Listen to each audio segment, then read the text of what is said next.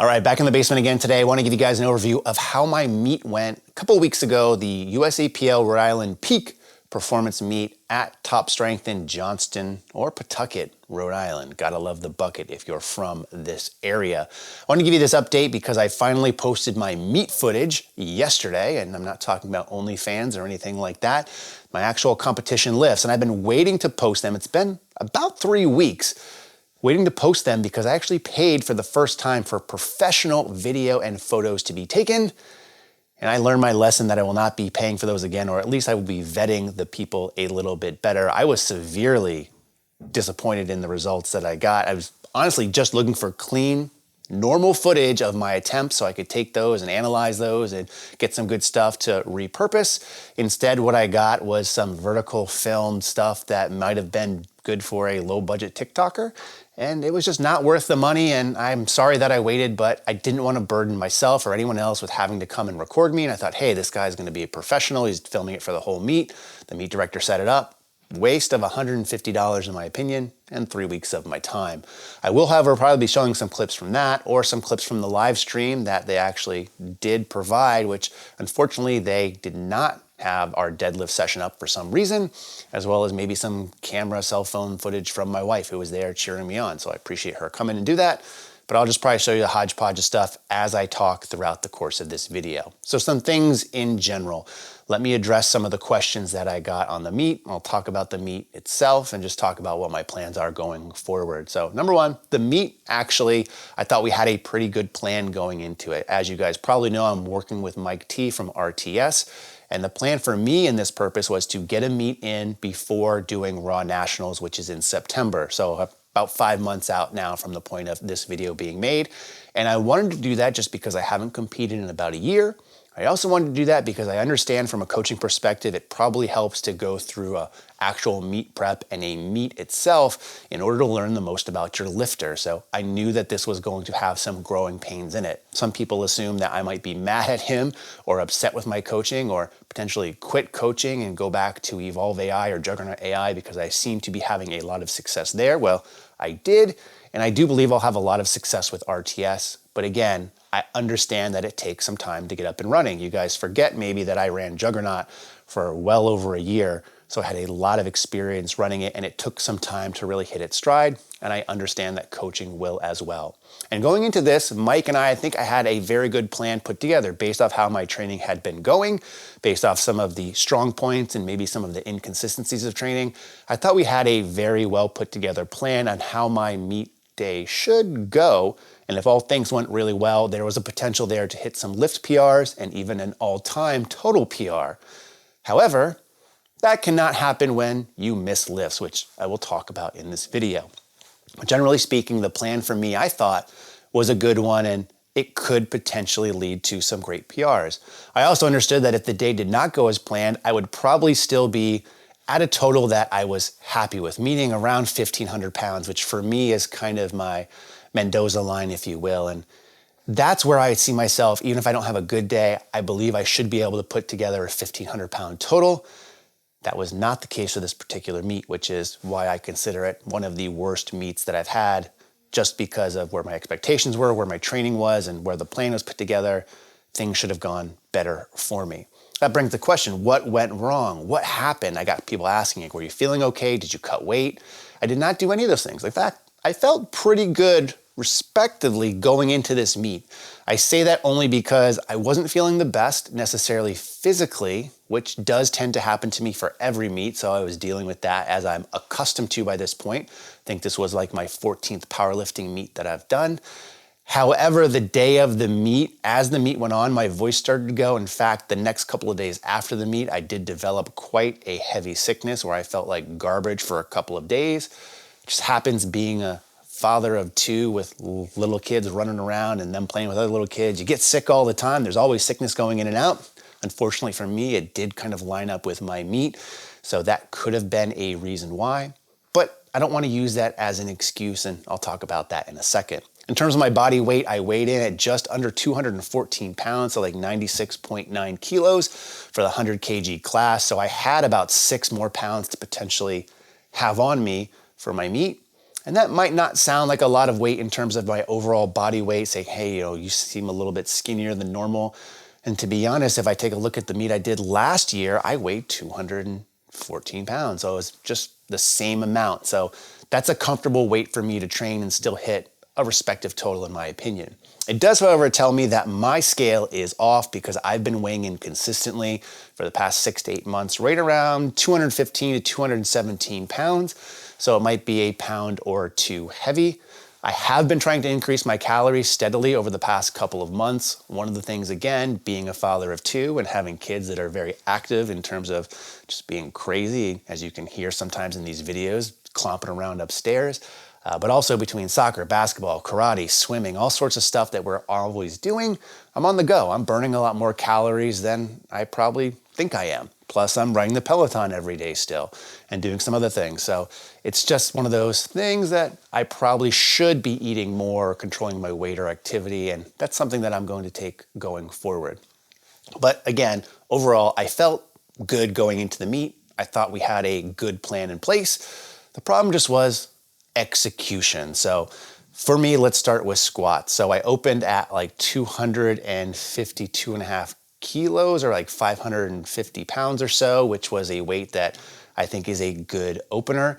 Now, last meet on my opening squat attempt, I got red lighted for depth. So I wanted to make sure that I got this one passed, and I did. Taking a look at the video, for me, this looks like good depth. I got one red on the side, but again, good lift. Now the plan initially, if everything felt really good, was to stick with 12.5 kilo jumps to the second. Things did not feel 100% well, and again, this is just something that I'm accustomed to. During the meet, during competition, I always just kind of feel things are always moving slower than they should. It's really hard for me to accept the fact that when you're lifting at the 95 percentage and up, things aren't going to feel super smooth, because if they do, they're probably not a true 95% or higher. So I made a 10 kilo jump. My second attempt, it felt okay. It moved okay, a little bit slower than I would like to do, but I did get 3 red lights in this case, which is interesting because I don't think I've ever gotten a red light from the head judge unless it was like a no lift. So 3 reds across the board. Wasn't necessarily pleased with that. However, knowing how I squat, knowing my mechanics and what it looks like, I accepted it because I probably didn't squat to depth in my mind. So instead of doing anything else from there, I said, I'm just gonna take that attempt over because it, again, didn't move great, and I wanted to make sure that I wasn't leaving kilos on the platform. So I took it again. Now this time, I thought in my mind I went deeper. It felt like a deeper squat to me. I'll let you guys be the judge with the video clips and whatever. I felt like this was a deeper squat, but in this case, I still got red lights from both sides, which was very frustrating and very deflating, right? Missing 2 squats, not because you couldn't lift the weight, but because I couldn't perform technically to the standards that are set forth. That was deflating for me. It didn't feel good necessarily, especially because, again, knowing how I squat, this felt like a good squat to me. And looking at it, to me, it looks like a good squat. But again, I'm not the one in the chair. I'm not the one making the decision. There's, 6 spotters or so around me. It's hard to see. I understand that. I can't slow it down, take a snapshot and show someone it. And that's on me. And that's one of the things that I've owned. A lot of people in the comments are like, oh, you got robbed. Those squats looked okay to me. They were being really strict. Doesn't matter in my opinion because it's on me. That's something that I can control. And I know that I'm a borderline depth squatter as is. I have been my entire powerlifting career, if you will. So that onus is on me to get better there. And again, I'm gonna work on it. But I would be dismayed if I did not say, didn't really feel the best at that point. Only hitting 1 of 3 squats despite completing all 3 lifts, but 2 red lighted because of technical errors. It hurt. Now moving on to bench. Bench is bench for me. If you take a look at open powerlifting and my benching, it hasn't changed throughout the course of my powerlifting career. It just is what it is. It's consistent, but it's not consistently good. It's just consistent in terms of the numbers. Opener felt good, 3 white lights, decided to jump, I think 7.5 kilos. Again, 3 white lights, didn't move great, but it still moved. So I took a baby jump of 5 kilos up. And in this case, it got stuck a couple inches off my chest. Now, taking a look at the video here, it looks to see like my bar path was a little bit jacked up. It looks like my elbows kind of floated back and the bar didn't really get out in front of me and up and back. Instead, it kind of drifted like up and even maybe down a little bit. So I need to fix that as well. But 2 for 3 for bench was okay. I mean, I wasn't super upset, but again, to plan, it wasn't the third attempt that we wanted or what we got, but second attempt and plan, it would have been satisfiable. I'll stick with that. So bench is bench. No complaints there. Moving on to deadlift, I felt pretty wrecked. I felt pretty drained by this point. I don't know if I was deflated because of the squats, because I had to retake those, because I killed myself on that third one. I used more energy than I maybe needed to. Maybe the fact that I was getting sick or whatever, but my deadlifts just didn't feel strong in that particular lift on that day or by that point. And we've been at the meet for a couple hours. I went and I took my opener. It did not move the best necessarily, but it still moved okay. And I completed the lift. And I got red lighted here as well. So I asked the judges why I asked soft knees, because this is something I've been called on before. They said yes. Taking a look at the video, to me, it looks more like my shoulders look more forward than they probably should have. So I didn't really pop and lock it how I maybe needed to at the end of the lift. But I decided to take that lift again. Again, not wanting to leave kilos on the platform. And for me, getting red lighted or a no lift on the first attempt is probably the hardest thing to deal with, because I struggle with the fact where it is an opener and you potentially should be able to lift more. But if you don't get that first lift and you add weight to the bar and then you aren't able to complete that lift because of maybe a strength issue, you risk bombing out of the meet. So I took my opener again. Again, didn't move great, but I got it. I really thought in my mind, I hyperextended my knees, my shoulders, got white lights in this instance, and decided to make a 10 kilo jump, which again, for me, for a third attempt, given the weight, the training history, it should have been a relatively easy lift to complete, even given the fact that I've already squatted and benched, but I got it up probably about a third of the way and just was not able to complete the lift from a strength level. So overall, I only completed 4 lifts out of 9, shooting at less than a 50% clip. Not the most ideal for me, especially having 3 lifts turned down because of technical errors. And that's the thing that really grinds my gears, right? Because I should have and I could have had those other 3 lifts that have bumped my total up to, in my opinion, what I would have considered an okay day or that standard 1500 type line.